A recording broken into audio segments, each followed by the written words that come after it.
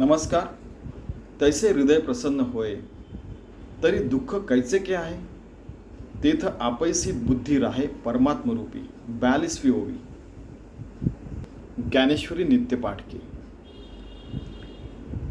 और ये दूसरे अध्याय में से 340वीं ओवी है. जैसे हमने लास्ट टाइम देखा 339, इस बार 340 और 341, तीनों की तीनों ओवियाँ इन्होंने एक साथ लिए, क्योंकि मन प्रसन्न रखना, आनंद में रहना, ये बहुत बड़ी बात होती है. और ये प्रसादे सर्व दुःखानां हानिरस्योपजायते प्रसन्न चेतसो ह्याशु बुद्धि पर्यवतिष्ठते, ये 65वां जो श्लोक है उसके ऊपर आधारित है, दूसरे अध्याय की गीता की. इसमें इन्होंने कहा है कि अगर हृदय प्रसन्न होता है तो दुख निकल जाता है, फिर बुद्धि अपने आप परमात्मा से एक रूप हो जाती है. इसका दूसरा साइड है कि जब बुद्धि परमात्मा से एक रूप हो जाते हैं, तब हमें जो आनंद मिलता है उसके कारण हमारा सारा जो जीवन का दुख है वो निकल जाता है. और ये कब होता है?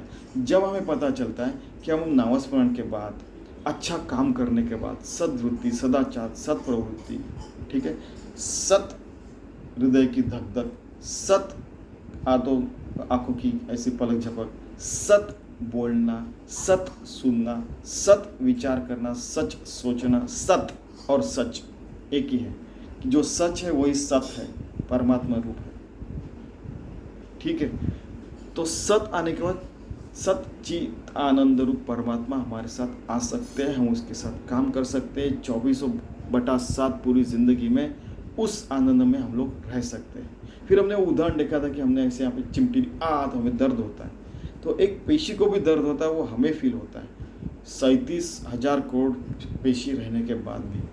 वैसे ही सारे लोगों का सुख दुख समझ के हमने सारे लोगों की ज़िंदगी अच्छी बना दी. सब लोग सद्विचार सदाचार में रहने लगे 24/7 पूरी ज़िंदगी में, तो पूरे दुनिया में स्वानंद बोध पाटन निर्माण हो जाएगा. हर कोई सुख दुख को भूल के आनंद में रहेगा. और ऐसा इसका मतलब नहीं है कि क्या आनंद में इसका मतलब कुछ दुख नहीं होगा, कोई मरेगा नहीं, या किसी को क्या बोलते हैं उसको, किसी को बुखार नहीं आएगा वगैरह. ये सारी चीज़ें ज़िंदगी का पार्ट रहते हैं. और फिर भी हम सबको एक दूसरे को लेके चलते तो पूरी ज़िंदगी आनंद में हो सकती है, ऐसा भी इनको कहना है.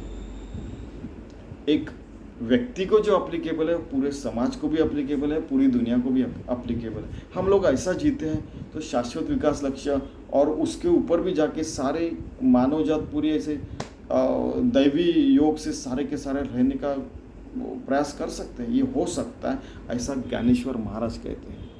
तो चलिए हम ऐसी सुंदर जिंदगी जीने का, प्रसन्नता से सबको लेके चलने की ज़िंदगी जीने का प्रयास करते हैं. परमात्मा से एक रूप होने के सतत भगवान की सेवारत हम लोग ज़िंदगी जी सकते हैं, ऐसा इनका कहना है, ज्ञानेश्वर महाराज का. मैं बार बार कहता हूँ, ये मेरा कहना नहीं, ज्ञानेश्वर महाराज का कहना. तो चलिए हम ऐसी ज़िंदगी जीने का प्रयास करते हैं. धन्यवाद.